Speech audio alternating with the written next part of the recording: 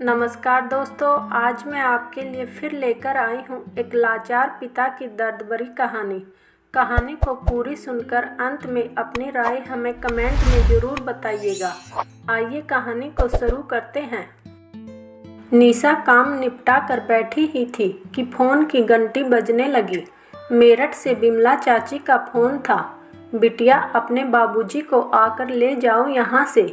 बीमार रहने लगे हैं, बहुत कमज़ोर हो गए हैं। हम भी कोई जवान तो हो नहीं रहे हैं। अब उनका करना बहुत मुश्किल होता जा रहा है। वैसे भी आखिरी समय अपने बच्चों के साथ बिताना चाहिए। निशा बोली, ठीक है चाची जी, इस रविवार को आते हैं। बाबूजी को हम दिल्ली ले आएंगे। फिर इधर उधर की बातें करके फ़ोन काट दिया। बाबूजी 3 भाई हैं, पुश्तैनी मकान है, तीनों वहीं रहते हैं। निशा और उसका छोटा भाई विवेक दिल्ली में रहते हैं अपने अपने परिवार के साथ। 3-4 साल पहले विवेक को फ्लैट खरीदने के लिए पैसे की आवश्यकता पड़ी तो बाबूजी ने भाइयों से मकान के अपने 1/3 हिस्से का पैसा लेकर विवेक को दे दिया था। कुछ खाने पीने के लिए अपने लायक रखकर। दिल्ली आना नहीं चाहते थे, इसलिए एक छोटा सा कमरा रख लिया था। जब तक जीवित थे तब तक के लिए। निशा को लगता था कि अम्मा के जाने के बाद बिल्कुल अकेले पड़ गए होंगे बाबूजी, लेकिन वहाँ पुराने परिचितों के बीच उनका मन लगता था। दोनों चाचियाँ भी ध्यान रखती थी। दिल्ली में दोनों भाई बहन की गृहस्थी भी मज़े से चल रही थी। रविवार को निशा और विवेक का ही कार्यक्रम बन पाया मेरठ जाने का।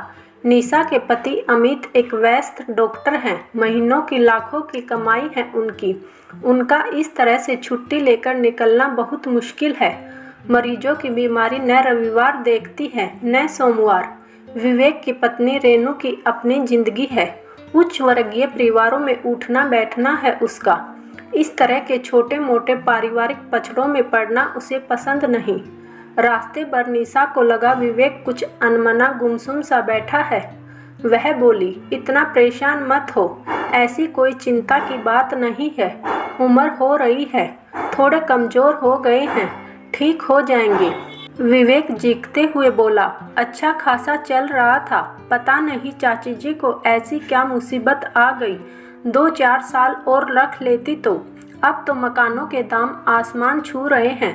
तब कितने कम पैसे में अपने नाम करवा लिया 3रा हिस्सा। निशा शांत करने की मनसा से बोली, ठीक है न, उस समय जितने भाव थे बाजार में उस हिसाब से दे दिए, और बाबूजी आखिरी समय अपने बच्चों के बीच बिताएंगे तो उन्हें अच्छा लगेगा। विवेक उत्तेजित हो गया, बोला, दीदी तेरे लिए ये सब कहना बहुत आसान है। 3 कमरों के फ्लैट में कहाँ रखूँगा उन्हें। रेनू से किटकिट रहेगी सो अलग। उसने तो साफ मना कर दिया है, वह बाबूजी का कोई काम नहीं करेगी। वैसे तो दीदी लड़कियां हक मांगने में बड़ी जल्दी खड़ी हो जाती हैं, करने के नाम पर क्यों पीछे हट जाती हैं। आजकल लड़कियों की शिक्षा और शादी के समय में अच्छा खासा खर्च हो जाता है। तुम क्यों नहीं ले जाती बाबूजी को अपने घर। इतनी बड़ी कोठी है, जीजाजी की लाखों की कमाई है। निशा को विवेक का इस तरह बोलना ठीक नहीं लगा।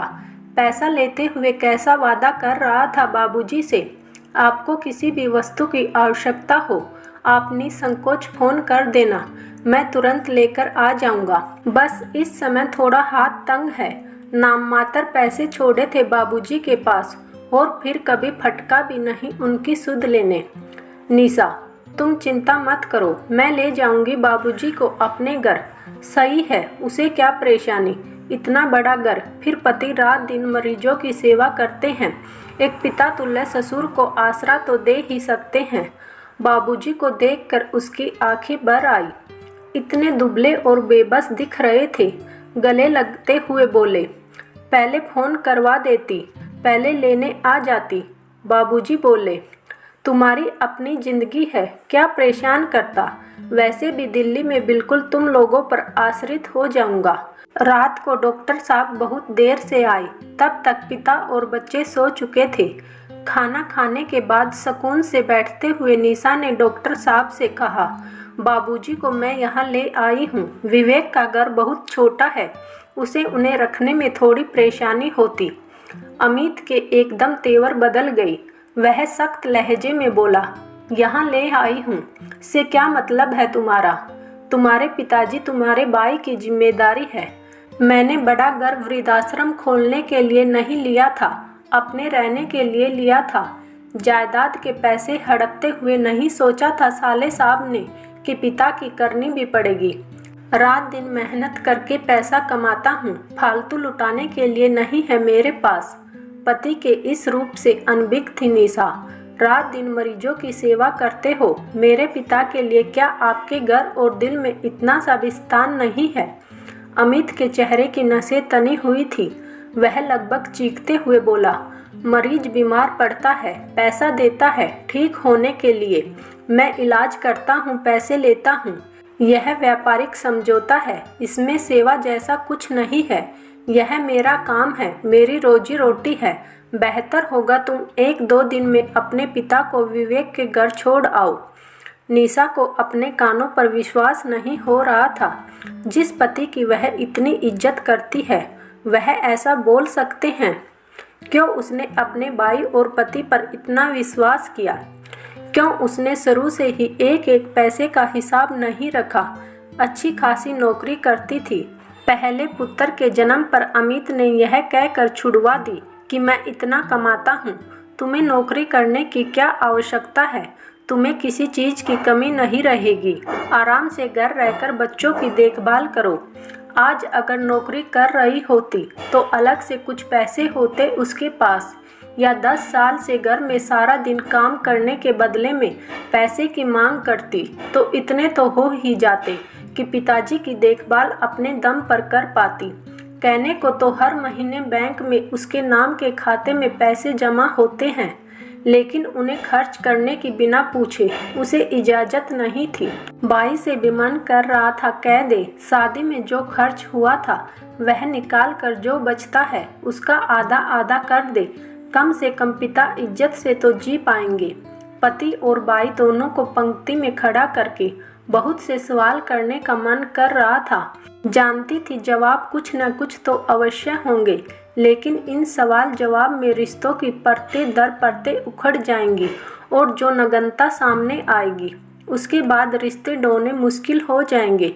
सामने तस्वीर में से जागती जो 2 जोड़ी आंखें जीवा पर ताला डाल रही थी। अगले दिन अमित के अस्पताल जाने के बाद जब नाश्ता लेकर निशा बाबूजी के पास पहुंची तो वे सामान बांधे हुए बैठे थे। उदासी भरे स्वर में बोले, मेरे कारण अपनी गृहस्थी मत खराब कर। पता नहीं कितने दिन है मेरे पास, कितने नहीं। मैंने इस वृद्धाश्रम में बात कर ली है। जितने पैसे मेरे पास हैं उसमें मुझे वे लोग रखने को तैयार हैं। ये ले पता, तू मुझे वहाँ छोड़ आ और निश्चित होकर अपनी गृहस्थी संभाल। निशा समझ गई, बाबूजी की देह कमज़ोर हो गई है, दिमाग नहीं। दामाद काम पर जाने से पहले मिलने भी नहीं आया। साफ बात है ससुर का आना उसे अच्छा नहीं लगा। क्या सफाई देती, चुपचाप टैक्सी बुलाकर उनके दिए हुए पते पर उन्हें छोड़ने चल दी। नजरें नहीं मिला पा रही थी, न कुछ बोलते बन रहा था। बाबूजी ने ही उसका हाथ दबाते हुए कहा, परेशान मत हो बिटिया, परिस्थितियों पर कब हमारा बस चलता है। मैं यहाँ अपने हम उम्र लोगों के बीच खुश रहूँगा। 3 दिन हो गए थे बाबूजी को वृद्धाश्रम छोड़कर आए हुए। निशा का न किसी से बोलने का मन कर रहा था, न कुछ खाने का। फोन करके पूछने की भी हिम्मत नहीं हो रही थी वे कैसे हैं। इतनी गलानी हो रही थी कि किस मुंह से पूछे। वृद्धाश्रम से ही फोन आ गया कि बाबूजी अब इस दुनिया में नहीं रहे। 10 बजे थे, बच्चे पिकनिक पर गए थे, 8-9 बजे तक आएंगे।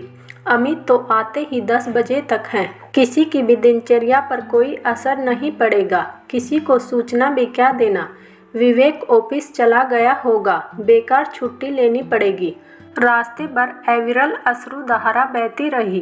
कहना मुश्किल था पिता के जाने के गम में या अपनी बेबसी पर।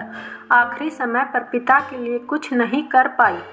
3 दिन, केवल 3 दिन अमित ने उसके पिता को मान और आश्रय दे दिया होता तो वह हृदय से अमित को परमेश्वर मान लेती। वृद्धाश्रम के संचालक महोदय के साथ मिलकर उसने औपचारिकताएं पूर्ण की। वह बोल रहे थे, इनके बहू बेटा और दामाद भी है, रिकॉर्ड के हिसाब से उनको भी सूचना दे देते तो अच्छा रहता। वह कुछ समझ चुकी थी, बोली, नहीं, इनका कोई नहीं है, न बहू न बेटा और न दामाद, बस एक बेटी है, वह भी नाम के लिए। संचालक महोदय अपनी ही धुन में बोल रहे थे, परिवार वालों को सांत्वना और बाबूजी की आत्मा को शांति मिले। निशा सोच रही थी, बाबूजी की आत्मा को शांति तो मिल ही गई होगी, जाने से पहले सबसे मोह भंग जो हो गया था, समझ गए होंगे कोई किसी का नहीं होता, फिर क्यों आत्मा अशांत होगी। हाँ, परमात्मा उसको इतनी शक्ति दे कि किसी तरह वह बहन और पत्नी का रिश्ता निभा सके। उम्मीद है दोस्तों आपको कहानी पसंद आई होगी। जाने से पहले वीडियो को लाइक और चैनल को सब्सक्राइब जरूर कीजिएगा। धन्यवाद।